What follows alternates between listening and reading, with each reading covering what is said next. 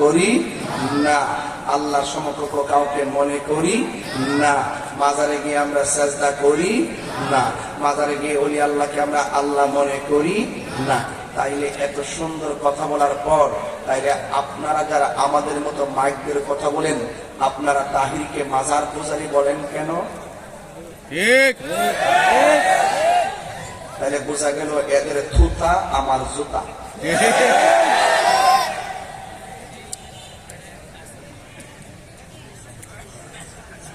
এত সুন্দর concept clear করার পরও বিভিন্ন মহলে কয়েকটা মাজার বোঝায় 65% সুন্নি মুসলমানকে -4 রাইখা রাষ্ট্রযন্ত্র কতগুলো অসভ্য লোকদেরকে নিয়ে পর্বত জাতিকে নিয়ে এই দেশের কাজ করতেছে। কথাটা ঠিক না? যদি না করতো আমার হাতির মতন লোকটাকে প্রকাশ্য গুলি করতো না। কথা বলা ঠিক না? হাতে না দিতে যেটা মন চায় সেটা করেন। আপনার সঙ্গে আমার আদর্শের মিল না থাকতে পারে, তাই বলি কি আপনি আমাকে গুলি করে মেরে ফেলবেন? এটা কি ভালো সংস্কৃতি? আপনি কয়েকদিন আগে আমার মসজিদের ইমাম সাহেব আল্লামা রইসুদ্দিনকে আপনি প্রকাশ্যে বব্বায়নাতে মিথ্যা অপবাদ দিয়ে আপনি মেরে ফেলেছেন। আমি বারবার বলেছি এটা বিচার করার জন্য। দিব্যি ঘুরে বেড়াচ্ছে আসামিরা। আপনি কি করলেন? হাতিকে গুলি করার পর স্বরাষ্ট্র উপদেষ্টা বলল যে 50 লাখ টাকা ঘোষণা করা, 50 লাখ টাকা তাকে পুরস্কার দেওয়া হবে যদি গুলি করতে তাকে ধরে দিতে পারে। আপনি তাকে গুলি করার কারণে 50 লাখ টাকা ঘোষণা করেছেন, পুরস্কার দিবেন। আপনারা এক মাথায় তেল দেন, আরেক মাথায় পানি দেন। এটা কেন করেন? এটা না করে যদি আপনি যদি রইসুদ্দিন হত্যাকারীদেরকে ওই দিন যদি শাস্তির আওতায় আনতেন, আমার রইসুদ্দিনকে আর হাতিকে গুলি করার সাহস কেউ পেত না। কথা বলা ঠিক।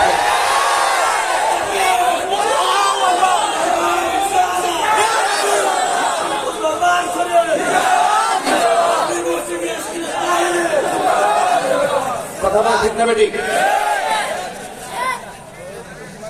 রইসুদ্দিনকে মারার পরে নির্যাতন তো জানেন নাই, পুরস্কার তো দূরের কথা।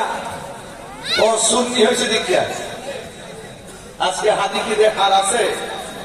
চাপ চলে যায় সে বুঝে, হায় বিচ্ছেদের কি যন্ত্রণা।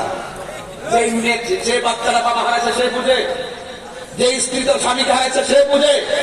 আপনারা লাশ দিয়ে মানুষের জীবন নিয়ে সিনেমিলি খেলবেন না। কথা বলেন ঠিক কি না?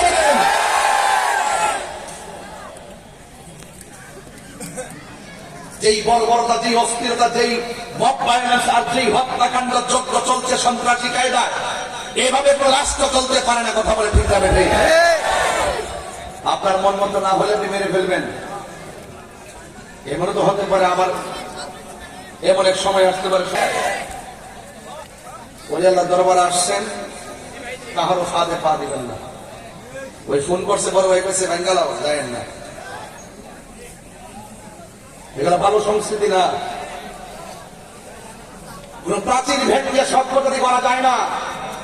সভ্য যদি করতে হবে নীতির মাধ্যমে করতে হবে। কথা বলে ঠিক যাবে? ঠিক।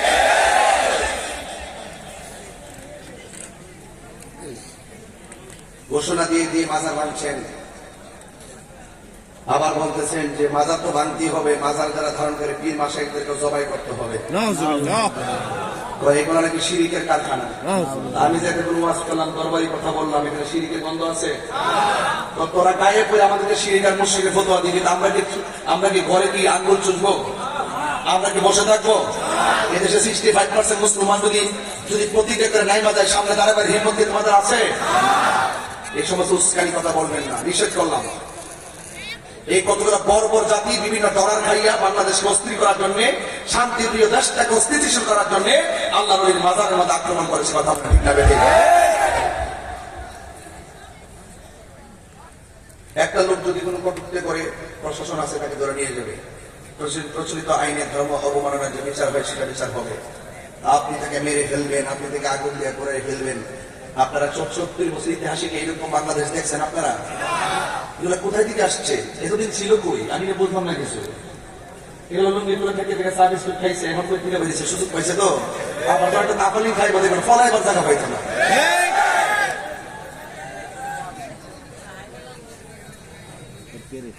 এই দেশকে একমাত্র শান্তি করতে পারে রাসূলুল্লাহর আদর্শের মাধ্যমে এই দেশটাকে শান্তির দেশ বানাতে হবে। কথা বলেন ঠিক কিনা? আমার অনেক কথাই বলে, হয়তো একদিন তারা আমাকে তারিখে তো রাজি করছে, এগুলো আমরা জানি। কিন্তু হক কথা থেকে, হক কথা বলা থেকে পিছপা হওয়ার ধর্ম তো সুন্নিদের না। কথা ঠিক না বেঠি? এই জন্য বলছি রাসূলুল্লাহর আদর্শ আমাদেরকে মুক্তি দিতে পারে। কথা বলেন ঠিক কিনা? মা আতাকুমুর রাসূলু ফাখুযুহু ওয়া মা নাহাকুম আনহু ফান্তাহু। আল্লাহর পক্ষ থেকে রাসূল যা কল্যাণ করে নিয়ে এসেছেন তা তোমরা গ্রহণ করো, আর যা থেকে নিষেধ করেছেন তা থেকে তোমরা দূরে থাকো। যা বলেছেন করো তা করার নামই ঈমান, যা বলছেন করো না তা থেকে দূরে থাকার নামই হলো ঈমান। একটা নেগেটিভ পজিটিভ দুইটা কিন্তু মিলেমিশেই চলতে হবে। হালালকে হালাল জানতে হবে, হারামকে হারাম জানতে হবে। কথা বলেন ঠিক না বেঠি? আমার ভাইয়েরা, যে কথাগুলো বলছি রাগ করেন না, এগুলো ভালো কথা। এই কথাগুলো কেউ বলতে সাহস পায় না, আমি বলি। বললেই মানুষ কিছু বুঝবে। কথা বলে ঠিক না? যদি কেউ মিথ্যা কথা বলে, মিথ্যা অপবাদ দিয়ে প্রতিবাদ না করা হলে তার মিথ্যা কথা সত্য হয়ে যায়। সত্যি বলছি ভাই, এইভাবে দেশ চলতে পারে। প্রায় 18 না 20 বছর জন্য দেশটা অনিশ্চিত হয়ে গেছে। যে এই ছেলেগুলোর সামনে যে চিত্র আসছে, 5টা-7টা ছেলে একত্রিত হইলে এই আজ করে ধর্ম, এই ধরে থেকে মারা শুরু করে। এই যে একটা বীজ ঢুকাই দিছে, এই যে পালসটা এই প্রজন্মের ভিতরে ঢুকাই দিছে, এটা শেষ হইতে 20 বছরও শেষ হয় কিনা আমি জানি না। এইভাবে কোন রাষ্ট্র চলতে পারে? আর মাশাআল্লাহ আমরা মুরব্বী একজন বসাইছি, তার তো ওনার দয়াও নাই মায়াও নাই, দেশও বুঝে না, দেশের মানুষও চিনে না। মিষ্টি মধুর কথা দিয়ে দেশ চলবো? হ্যাঁ, প্রকাশ্য আগুন দিয়ে দাঁড়াইতেছে, প্রকাশ্য ভাঙতেছে। কই বিচার ব্যবস্থা, কই প্রশাসনের ব্যবস্থা? আজকে প্রশাসন যারা দিন রাত পরিশ্রম করে কাজ করে, এদের সামনে গিয়ে কই ভুয়া ভুয়া, দেশটা চালাইবো তারা? এই দেশটা কে চালাবে? আর ভাঙতে সহজ, ভর্তি কঠিন আছে। কথা বলা ঠিক না?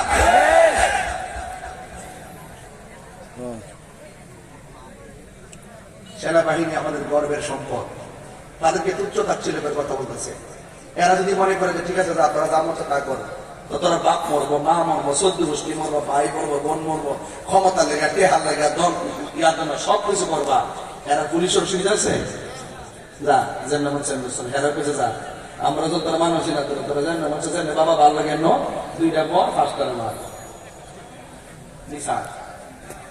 এই জন্য আমি বলছি কি বাজার, এই দেশটাকে সুন্দর করে সাজাতে হলে, সমাজকে বিনির্মাণ করতে হলে রাসূলুল্লাহর আদর্শ বাস্তবায়ন দরকার আছে না নাই বলেন? হাত তুলে বলা আছে না নাই?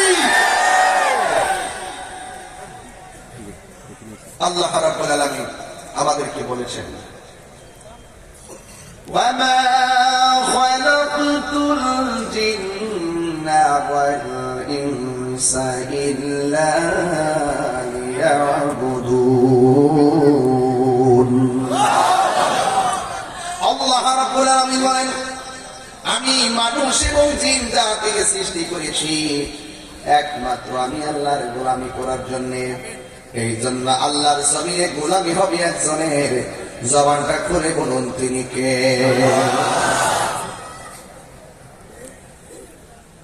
আমার নবী, আপনার নবী রাহমাতুল লিল আলামিন, তিনি হাবিবুল্লাহ। তিনি কি? আল্লাহর বন্ধু। আর মুসা নবী হলো কালিমুল্লাহ, ইব্রাহিম নবী হলো খলিলুল্লাহ, কালিমুল্লাহ হলো তিনি তুর পাহাড়ে গিয়ে আল্লাহকে বলে আল্লাহ তুমি দেখা দাও।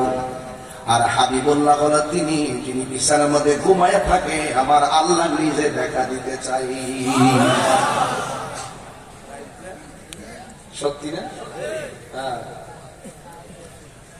আল্লাহ রাব্বুল আলামিন কয়, জিবরাইল আমার বন্ধু নবীকে দোলার মতো সাজাইয়া আমার কাছে নিয়ে আসো। এই জন্য আল্লাহ রাব্বুল আলামিন নবীকে সায়ের করালেন, দিনের বেলা করাই নাই, রাতের বেলা করাইলেন। লাইলুন বলে নাই, লায়ালুন বলে নাই, লাইলাতুন বলে নাই। আল্লাহ রাব্বুল আলামিন বলেন, সুবহানাল্লাযী আসরা বিআবদিহি লাইলান মিনাল মাসজিদিল হারাম। আল্লাহ রাব্বুল আলামিন আমার নবীকে রাতের বেলা তিনি সায়ের করালেন।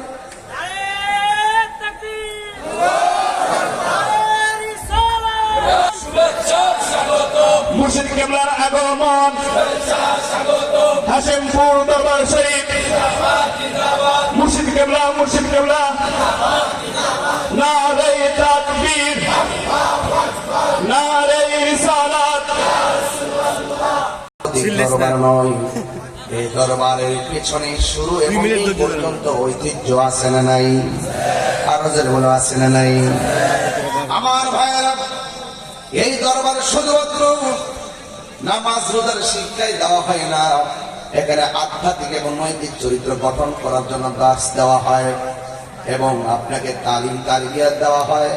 এখানে সুন্দর একটি প্রতিষ্ঠান, আপনার সন্তানকে মানুষ করার জন্য একটি কারিগরি হিসাবে শিক্ষকদের মাধ্যমে এই প্রতিষ্ঠানটাকে এলাকার মধ্যে একটা সুন্নতের দুর্গ হিসাবে প্রতিষ্ঠা করা হয়েছে। এই জন্য সবকিছু মিলিয়ে একটি পরিপূর্ণ প্ল্যাটফর্ম হলো হাসিমপুর দরবার। আমার মায়েরা, এই দরবারে আপনারা এসেছেন, আমি আমার নবীর সম্মান নিয়ে কিছু কথা বলে বিদায় হয়ে যাব।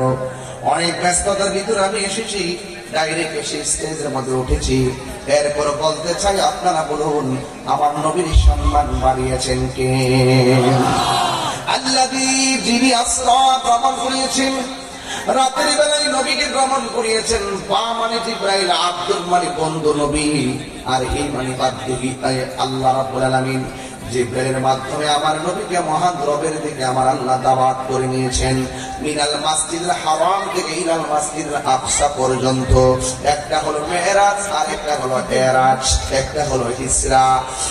বন্ধুগণ, আল্লাহ রাব্বুল আলামিন জিবরাইল আলাইহিস সালামকে বলছেন, ও জিবরাইল, আমার বন্ধু নবীর জামা মুবারক নিয়ে যাও। আজকে এই ওয়াজটা কেন করলাম?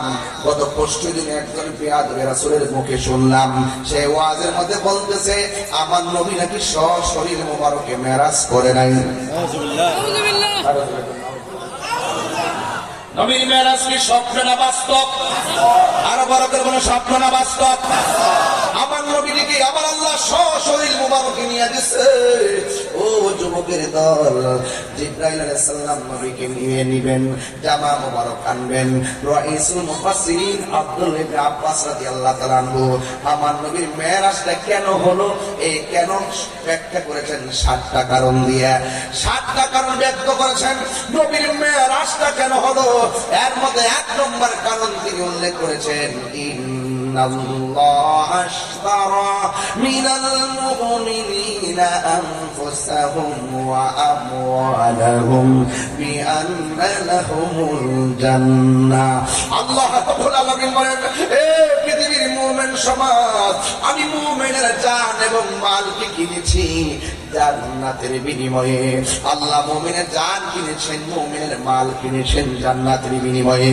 রাইসুল মুফাসসিরিন আব্দুল ইবনে আব্বাস রাদিয়াল্লাহু তাআলা আনহু বলেন, এই জান্নাতটা যে কত সুন্দর, আমার আল্লাহ সবার আগে আমার নবীকে দেখাইবার জন্য এই নবীকে মেরাজ করেছে। বড় করে বলি না সুবহানাল্লাহ। এইভাবে 7টা কারণ উল্লেখ করেছেন। এরপরে জিবরাইল আলাইহিস সালাম নবীর জামা মুবারক নিয়ে আমার নবী পাকের কাছে যখন আসলেন, আসার পরে এসে দেখেন আমার নবীজি ঘরের মধ্যে ঘুমিয়ে আছেন। আমি আপনি ঘুমালে ওযু ভেঙে যায়, কিন্তু আমার নবী ঘুমালে ওযু ভাঙে না। আমার রাসূল কয়, আইয়ুকুম মিসলি, কে আছো আমার মতো? বরিস্ত মুআল্লিমান, আমি দুনিয়াতে প্রেরিত হয়েছি শিক্ষক হিসাবে। আমি নবীর শিক্ষক, এই পৃথিবীর কেউ না। জবানটা খুলে বলুন, নবীর শিক্ষক হলো একজন, তিনি কে? আর রহমান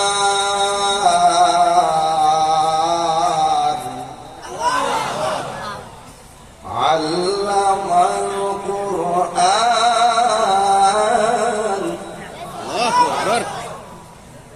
আর রহমান, ওই দয়াময় রহমান, যিনি শিক্ষা দিয়েছেন কোরআন। সুবহানাল্লাহ।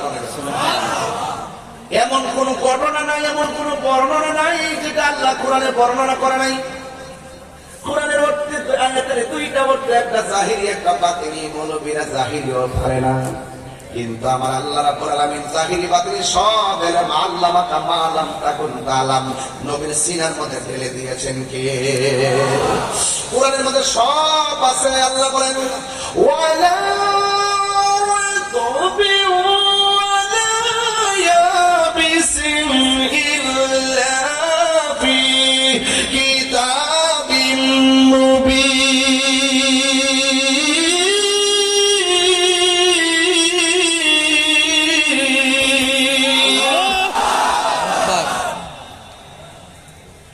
এই কোরআনের মধ্যে এমন কোন বর্ণনা নাই, এটা উল্লেখ নাই। সব ঘটনা বর্ণনা নবীকে শিক্ষা দিয়েছেন কে? আমার আল্লাহ শিক্ষা দিয়েছেন। আমার আল্লাহ কয়, ও জিবরাইল, আমার বন্ধু নবীরে তোলার মতো সাজায় নবীরে নিয়ে আসো। আল্লাহ বলে, জিবরাইল রে, যাও রে আমার বন্ধুর দারে, ওরে দোলার মতো সাজাইয়া, দোলার মতো সাজাইয়া আনো আমার দরবারে। জোরে কে সুবহানাল্লাহ বলা যাবে না? জিবরাইলে হুকুম পায়া মক্কায় আসে দাওয়াতে নয়া। জিবরাইলে হুকুম পায়া লয়া, ডাক দিতে না সাহস পায়া, ডাক দিতে না সাহস পায়া, জিব্বা কদম তলায়, সেই খুশিতে পড়ো সবাই দুরূদ সাল্লাল্লাহু আলা, সেই খুশিতে পড়ো সবাই দুরূদ সাল্লাল্লাহু আলা। নূরুন নবী চাই দিদারে মিলেন খোদা তাআলা, নূরুন নবী চাই দিদারে মিলেন খোদা তাআলা, সেই খুশিতে পড়ো সবাই দুরূদ সাল্লাল্লাহু আলা, সেই খুশিতে পড়ো সবাই দুরূদ সাল্লাল্লাহু আলা। আল্লাহ বলে, জিবরাইল রে, তাওরে আমার বন্ধুর দারে, দোলার মতো সাজাইয়া আনো আমার দরবারে, দোলার মতো সাজাইয়া আনো আমার দরবারে। মারহাবা মারহাবা বলো, মারহাবা মারহাবা, মারহাবা মারহাবা বলো, মারহাবা মারহাবা। আর দিলটা কেন কান্না উঠছে জানি? মুসা নবীকে আল্লাহ তুমি দেখা দাও। আল্লাহ কইলাম তারনি নবী তাকিদ বলাম দরফিল মুস্তাকিল মারো। ভবিষ্যতে কোনো কাজ না হওয়ার দৃঢ়তা বোঝাই তুমি কখনোই আমি আমি আল্লাহকে দেখতে পারবা না, কখনোই দেখতে পারবা না। কত নবী আল্লাহকে দেখার জন্য আনন্দের সাথে অ্যাপ্লাই করছে, আবার বিমুখ হয়ে ফিরে এসেছি। অথচ আমার নবীর দরবারে জিবরাইল আলাইহিস সালাম আয়েশা নবীর কদম মুবারকের পাশে দাঁড়ালো, আবার যায় নবীর হাত মুবারকের কাছে দাঁড়ালো, আবার বাম হাত মুবারকের কাছে দাঁড়ালো, মাথা মুবারকের কাছে দাঁড়ালো, কিন্তু কোনোভাবেই নবীর ঘুম ভাঙে না। আমার আল্লাহ ডাক দেবে, জিবরাইল রে, আমার বন্ধুর কদমের তলায় তোর নরম জিহ্বাটা লাগায় দে।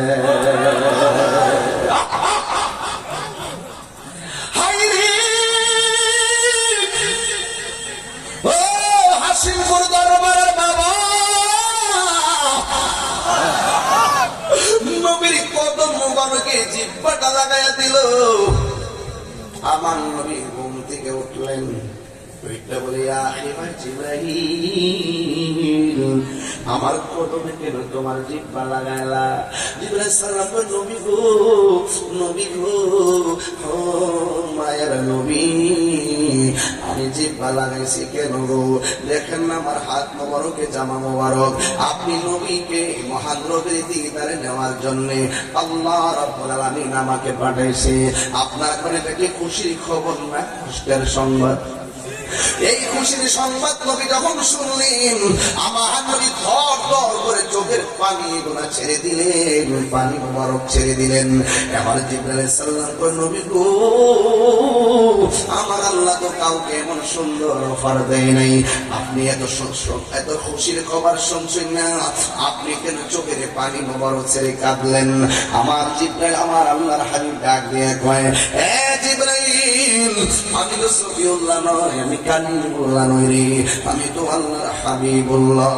ও জিবরাইল, আমি যদি মহান রবের দিদারে চলে যাব, আমার গুনাহগার উম্মতের আমি কোথায় রেখে যাব, কোথায় রেখে যাব, কোথায় রেখে যাব? হায়রে, পাথরের আঘাত খাইয়াও নবী উম্মতের ভুলে না, নবী সুখের বেড়ায় উম্মতের বলে না, কথা ঠিক কিনা? ওই নবীর জন্য আমরা দিওয়ানা হওয়ার দরকার আছে না নাই? নবী নবী করে আর কত কাল আমি কাঁদব, নবী নবী করে আর কত কাল আমি কাঁদব, ভালোবেসে নবীজিকে ভালো নবীজিকে হৃদয় মাঝে ধরে রাখব, নবী নবী করে আর কত কাল আমি কাঁদব,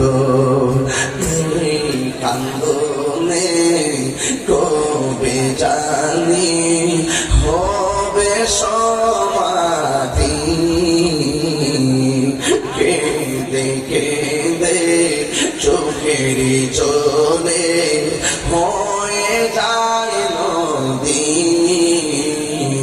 তোমার পাগল বলে লোকে মন্দ বলে, তোমার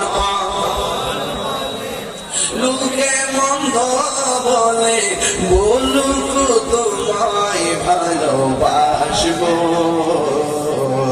নবী নবী ওরে আর কত কাল আমি কাঁদব। এই যুবক ভাইরা কথা কেন প্লিজ, নবী নবী করে আর কত কাল আমি কাঁদব, ভালোবেসে নবীজিকে ভালোবেসে এই হৃদয় মাঝে ধরে রাখব, নবী নবী করে আর কত কাল আমি কাঁদব। একটা জবানও বন্ধ রাখবেন না, মহব্বতে মায়ার সুরে বলুন সুবহানাল্লাহ। কান দিবেন না, এরা কোনো ডলার খায়া কালার ফাড়বেন না মৌলবী, সকালে এক রং বিকালে আরেক রং, কথা কন ঠিক না বেঠে? এই জন্য আমার নবী রওনা হয়ে গেছে। রওনা হওয়ার পর আমার নবী একটা রওজা দেখলেন, কবর দেখলেন, মাকবারা দেখলেন, একটা রওজা দেখলেন, এই রওজাটা হলো মুসা কালিমুল্লাহর রওজা। ও নবী গো, নবী গো, কি দেখতেছেন? আমার নবী কয় আমি দেখতেছি এই কবরের ভিতরে মুসা নবী দাঁড়ায়া দাঁড়ায়া নামাজ পড়তেছে। বুঝা গেল নবীগঞ্জ রওজা মোবারকে জিন্দা না মরা? হায়রে, শুধু জিন্দা না, যেটাই খুলি সেটাই যাওয়ার ক্ষমতা আছে না নাই? নামাজ পড়ে আবার জান্নাতে নিজেকেও আছে না নাই? এখন একটা প্রশ্ন হলো, তাহিরি হুজুর 1,24,000 পয়গাম্বর, কোন নবীর রওজার উপর দিকে দিয়ে না নবী রুট ম্যাপটা বানাই নাই? মুসা নবীর রওজার উপর দিক দিয়ে কেন নবীর মেরাজের রুট ম্যাপটা বানাইছে? কারণটা কি? কারণ হলো একটাই, আমার আল্লাহ মুসারে বোঝাইতেছে, এ মুসারে তাকা দেখ, কালিমুল্লাহ কারে কয়, হাবিবুল্লাহ কারে কয়, সাথী ফেরা রওজা দেখে, রওজা দেখে, রওজা দেখে, সাথে মিটে না রওজা দেখে।